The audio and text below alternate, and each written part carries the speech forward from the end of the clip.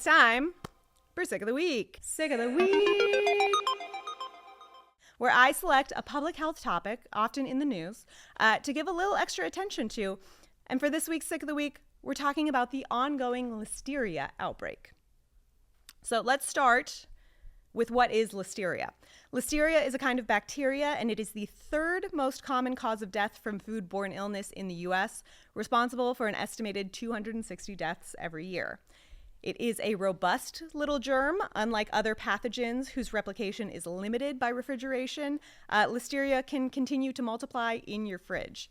It can also form what's known as biofilms, which are protective little shields that can be more resistant to efforts to clean it off of surfaces.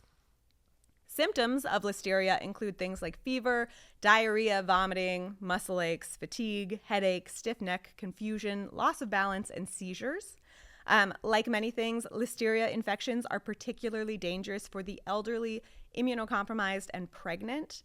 It can cause miscarriages, stillbirth, and premature delivery for pregnant people, which is why it's recommended that anyone who is with child and has a hankering for a sandwich microwave your deli meat until it steams. Symptom onset can take anywhere from a few days to 10 weeks, which can make it kind of hard to remember what you ate in that time frame, plus a few additional weeks to do the necessary detective work to connect these cases to an outbreak. So what is the deal with the outbreak? Well, in late July, Boar's Head Meats issued a recall for some of the big hunks of liverwurst that deli counters use to slice into smaller pieces, along with a few items that were made on the same day in one particular processing plant in Virginia. A few days later, they updated the recall list to include a whole lot more, including some prepackaged and ready-to-eat retail frankfurts, sausages, and bacon products. This is because as of late August, there have been 57 cases of people sick enough to be hospitalized across 18 states, and unfortunately 9 deaths, all associated with Boar's Head meat products.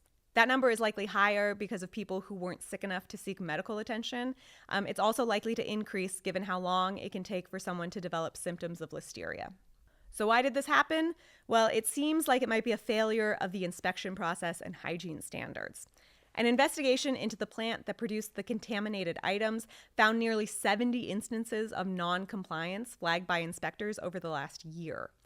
They ranged from things like improper paperwork to mold and mildew on surfaces and equipment to insects being found in and around deli meat.